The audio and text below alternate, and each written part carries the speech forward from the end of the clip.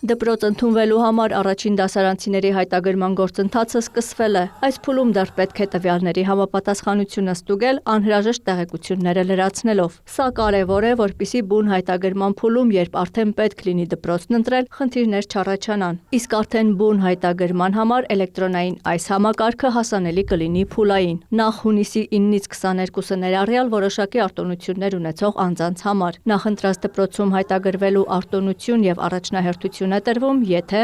հայտագրվող երեխայի քույրը կամ եղբայրը սովորում է հանրակրթական նույն դպրոցում։ Հայտագրվող երեխայի ծնողը տվյալ դպրոցի աշխատակից է։ Հայտագրվող երեխայի ծնողը պետական համակարգի աշխատող է եւ գործուղման նպատակով առնվազն 6 ամսով տեղափոխվել է տվյալ բնակավայր։ Հունիսի 24-ից հայտագրել հնարավոր կլինի բոլոր առաջին դասարանցիներին։ Օտարերկրյա քաղաքացիները, երկքաղաքացիություն ունեցող կամ քաղաքացիություն չունեցող անձինք, եթե ցանկանում են, որ իրենց երեխան ընդունվի ռուսական ուսուցմամբ դասարան, հայտը պետք է լրացնեն այլ կայքում հուլիսի 1-ից։ Չնայած ժամկետներին, համակարգը հետագայում էլ բաց կլինի հայտագրման համար։ Այն երեխաների տվյալները, որոնց տարիքը 6-ից բարձր է, գրանցել հնարավոր չի լինի։ Դիմումները պետք է ներկայացվեն դպրոց։ Նախորդ տարի որոշում էր ընդունվել, որ այս տարվանից սահմանվածից բարձր տարիքում դպրոց հաճախողները սովորելու են ոչ թե առաջին դասարանում, այլ իրենց տարիքային խմբի հետ։ Օրենքով սահմանված է, որ երեխան պետք է հանրակրթական հաստատություն հաճախի, եթե արդեն 6 տարեկան է կամ 6 տարին լրանալու է տվյալ օրացուցային տարում՝ սեպտեմբերից մինչև դեկտեմբերի 31-ը։ Շատ ծնողներ շրջանցում էին այդ պահանջը, համարելով, որ նա դեռևս փոքր է։ Իսկ կա տվյալ, թե 6 տարեկան քանի երեխա այնուամենայնիվ նախորդ տարի դպրոց չի գնացել ու հիմա բարձր դասարան պետք է ընդունվի։ Նախարարի տեղակալն ասում է, ամեն տարի 6 տարեկանում դպրոց չգնացող երեխաների քանակը եղել է մոտ 3000։ Այս տարի էլ պատկերը գրեթե նույնն է։ Ստացվում է նոր կարգավորումը չի արդարացրել իրեն։ Սվաջյանը կարծում է գնահատելը վաղ է։ Երբ մենք ամփոփենք ընդունելության արդյունքները, կասենք, թե քանի 7 տարեկան երեխա է ընդունվել երկրորդ դասարան միանգամից, որովհետև այն թիվը, որն առկա է,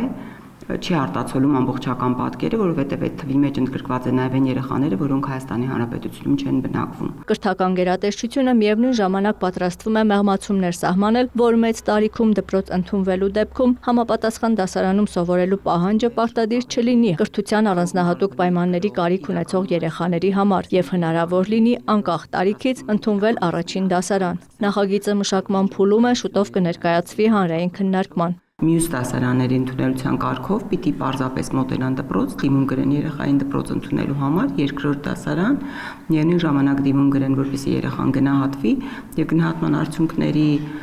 եզրակացությամբ արդեն որոշում կկայացվի, թե տվյալ երեխան որ դասարանում կարող է կրթություն ստանալ։ Գնահատումը կանի տարածքային մանկավարժահոգեբանական աջակցության կենտրոնը։ Եթե հայտնաբերվի ծանր կամ խոր մտավոր խնդիր, անկախ տարիքից երեխան կընդունվի առաջին դասարան։ Կրթության փորձագետ Արա Աթայանը նախարարության այս քայլը ողջունում է։ Կարծում է, հատուկ կարիքներ ունեցող երեխաների դեպքում առհասարակ որևէ ստանդարտ չպիտի գործի, որովհետև յուրաքանչյուր երեխային պետք է հատուկ վերաբերմունք։ Նա ճիշտ է համարում նաև, որ ծնողը իրավունք ստանա որոշելու 6 տարին դեռ չլրացած երեխային դպրոց տանել, թե Որովհետև որոշ դեպքերում տեսնում ես, որ երեխան 5 ու 8, 5 ու 10 ամսական է եւ լիովին պատրաստ է դպրոցին, խոսքը մտավոր զարգացման մասին չի։ Դա ամենակիչը այս դեպքում նշանակություն ունի։ Եվ մյուս կողմից տեսնում ես 5 ու 10, 5 ու 8 տարեկան երեխան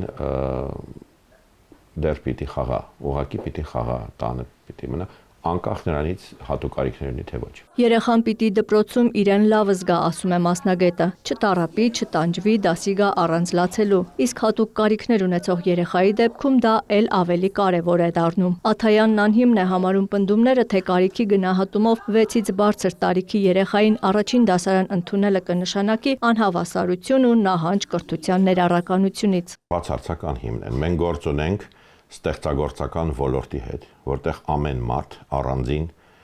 չափման սանդղակ է պահանջում եւ ընդհանրապես չափելի չի, մարդը չափելի չի։ Հավասարության ոլորտը դա իրավական ոլորտ է, որը բացարձակ կապ չունի մարդու անհատական ճակատագրի հետ։